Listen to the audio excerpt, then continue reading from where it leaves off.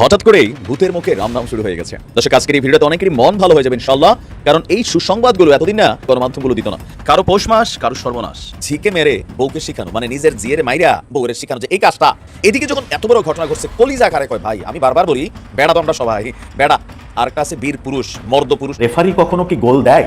গোল তো দেয় খেলোয়াড়রা, কিন্তু রেফারি তো কখনো গোল দেয় না। কিন্তু আমরা দেখলাম যে রেফারি গোল দিয়ে দিল। সরকার নিজেই গোল পোস্টের মধ্যে সুবিধাজনক সাইডে গোল দিয়ে দিয়েছে। আমি সাধারণত কাউকে বলি না যে আমার ভিডিও দেখতে, কিন্তু আজকে আমি হাত জোর করে নিতে করতেছি যে আজকে আপনারা আমার ভিডিওটা একটু শেষ পর্যন্ত দেখবেন। ভয়ঙ্কর ভয়ঙ্কর তথ্য আপনারা জানবেন, আপনারা শুনলে চমকে উঠবেন। ওয়াকার এখন যা কিছু করছে সব ইন্ডিয়ার পরামর্শে করছে। ইন্ডিয়া তাকে যা তাকে করতে বলছে সেগুলোই ফলো করছে, কারণ এর আগের অপকর্মগুলো সে ভারতের নির্দেশেই করেছে।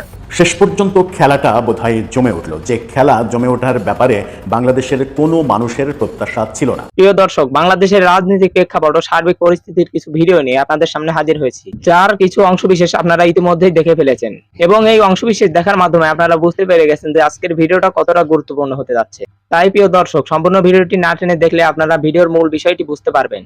আমি আর বেশি কথা বাড়াবো না, তবে যারা চ্যানেলটিতে নতুন তারা সাবস্ক্রাইব করে পাশে থাকা বেল আইকনটি বাজিয়ে দিবেন, আর যারা ইতিমধ্যেই সাবস্ক্রাইব করে রেখেছেন তাদেরকে অসংখ্য ধন্যবাদ। তো চলুন একটি লাইক দিয়ে ধারাবাহিকভাবে সম্পূর্ণ ভিডিওর বিস্তারিত আলোচনা দেখে আসি। মাথা যার ব্যথাদার, হ্যাঁ ভাই মনে রাখবেন, যার মাথা তারই ব্যথা, আর যার ব্যথা তারই সব চিন্তা। আমরাও কিছু চিন্তা করবো, আমরাও কিছু শেয়ার করবো, কিন্তু সবচেয়ে বেশি চিন্তাটা কার? এই দেশ নিয়ে। এই দেশ বাদ দেন, শেখ হাসিনাকে নিয়ে সবচেয়ে বেশি চিন্তা কার? শেখ হাসিনা যদি চলে আসে সবচেয়ে বড় ক্ষতি কার হবে? একটু ভাইবে দেখেন তো। সবচেয়ে বড় চিন্তা আছে ডক্টর মোহাম্মদ ইউনূস স্যার। কারণ গত 15 মাসের শেখ হাসিনার সমস্ত অডিও কলগুলো আপনারা জোড়া দিয়া শুনেন। ওনার একটাই target, doctor Mohammad Yunus sir. Doctor Mohammad Yunus স্যারকে উনি দড়িতে ঝুলাবেই।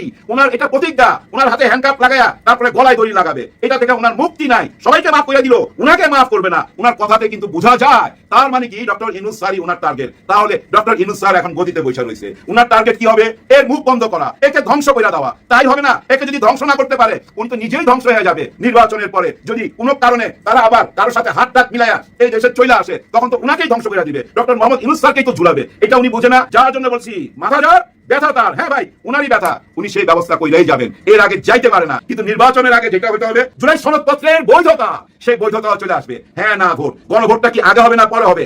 আগে হবে, পরে হওয়ার কোনো কারণই নাই। আর প্রত্যেকটা দল যা যা এখানে বলছেন, এতদিন যেভাবে বসছেন, আর কোনো বসার দরকার হবে না। সবাই সিগনেচার আছে ভাই। 84টা দাবির মধ্যে প্রায় 48টা দাবি কি ছিল জানেন? 48টা পরামর্শ ছিল।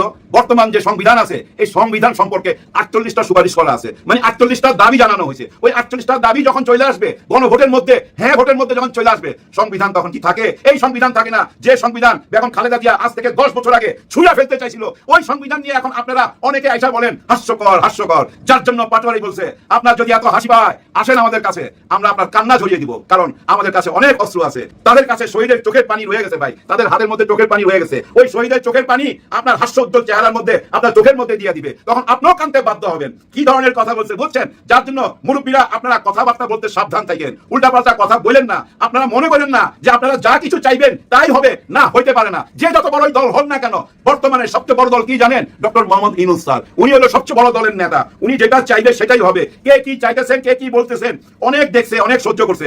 এখন যা সিদ্ধান্ত আসবে ওনার মাথা থেকে আসবে, আর ওইটা মাইনা নিতে বাধ্য হবেন। আর ওইটা মাইনা নেওয়ার জন্য রাজনৈতিকভাবে মাঠে কি কি কাজ করতে হবে, সব কাজ শেষ। এখন শুধু দেখার অপেক্ষায়। কেউ ঘাবড়াবেন না ভাই, উপরওয়ালা আছে তো ভাই। উপরওয়ালা বারবার আমাদেরকে সুযোগ দিবে না। ভাই বারবার সুযোগ দিবে না। 54 বছর পর আবার সুযোগ দিছে, সেই সুযোগটাকে কাজে লাগান সবাই। হঠাৎ করে গত কয়েকদিনে আমাদের মাঝে খুব চমৎকার তিনটি দৃশ্য, খুবই চমৎকার তিনটি দৃশ্য আমাদের চোখে পড়েছে, এবং বলা চলে এটি রাজনীতির মাঠে এত প্রশংসনীয় কাজ হয়েছে এবং এত চমৎকার একটি কাজ হয়েছে। এই কাজের ধারা যদি অব্যাহত থাকে, জাস্ট কিছু না, আমি এক্ষেত্রে ছাত্র শিবিরকে একটু দায়িত্ব দিয়ে এগিয়ে রাখতে চাই যে তারা নিজ দায়িত্বে যদি এই ধারাটাকে একটু আগায় নিয়ে যায়, তাহলে কিন্তু ব্যাপারটা অন্যরকম হয়ে যাবে, চমৎকার একটা ব্যাপার হয়ে যাবে। কিন্তু যে ব্যাপারটা শেখ হাসিনা ওইখানে বসে বসে দেখবে, তা দেখার হয়তো সবাই তো থাকবে না, আওয়ামী লীগের লোকজন দেখবে এবং ভিতরে ভিতরে নিজের চুল নিজে ছিঁড়ে ছিঁড়ে মরবে। ব্যাপারটা কি আসেন আমরা একটু একটা একটা করে বলার চেষ্টা করি।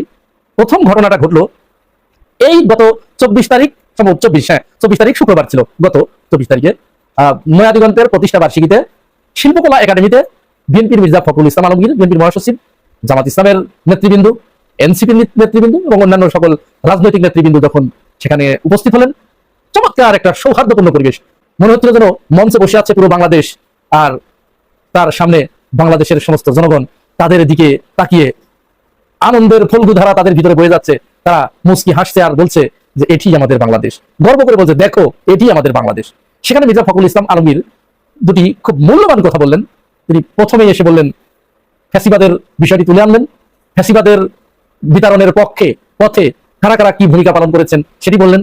এরপরে সবচেয়ে যে মজার ব্যাপারটি তিনি বললেন, যে চমৎকার কথাটি তিনি বললেন জামাতের আলী হাসান মোহাম্মদ মুজাহিদ, মীর কাশেম আলী, মৌলানা মতিউর রহমান নিজামী এবং বিএনপির সালাউদ্দিন কাদের চৌধুরী, এদেরকে তৎকালীন ফ্যাসিস্ট সরকার মিথ্যা মামলায় জড়িয়ে তাদেরকে জুডিশিয়াল কিলিং এর মাধ্যমে হত্যা করেছে।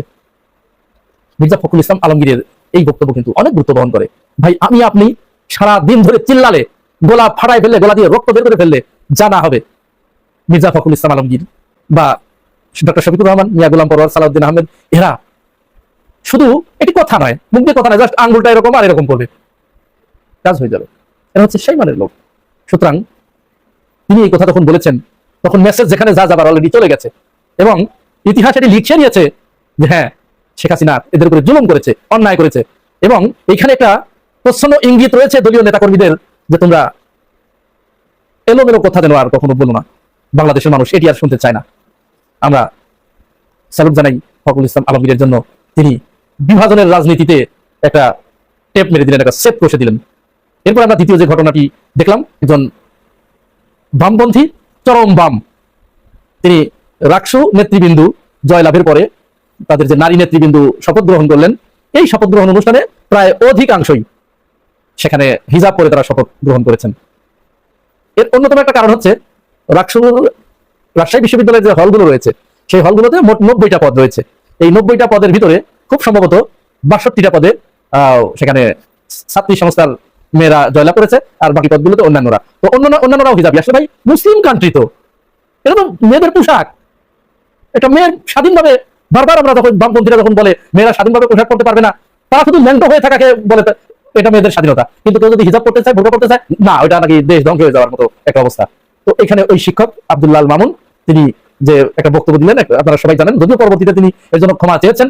তো এই ঘটনার পরে আমার সবচেয়ে ভালো লেগেছে ছাত্রদলের রাজশাহী বিশ্ববিদ্যালয়ের সভাপতি একেবারে সাথে সাথে তিনি সিংহের মতো গর্জে উঠেছেন যে ছাত্রী সংস্থা এবং ছাত্র শিবিরের মেয়েরা তারা আমাদের প্রতিদ্বন্দ্বী।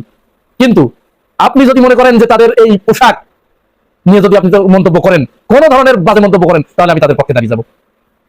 আমাদের সালাউদ্দিন আহমার, তিনি তো ছাত্র শিবির করেন না, তিনি দাঁড়িয়ে গেছেন, একেবারে আলিপের মতো দাঁড়িয়ে গেছেন। সম্পূর্ণ ভিডিওটি দেখার জন্য আপনাকে অসংখ্য ধন্যবাদ।